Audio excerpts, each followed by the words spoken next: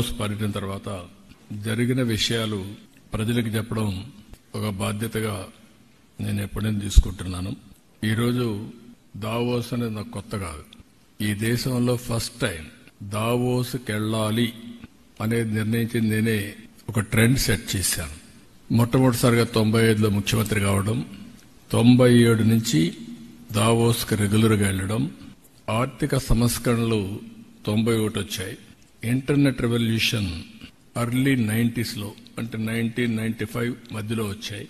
అక్కడి నుంచి 97 నుంచి నేను 95 ముఖ్యమంత్రి అవుతానే దావోస్కి వెళ్లడం మొదలుపెట్టాను.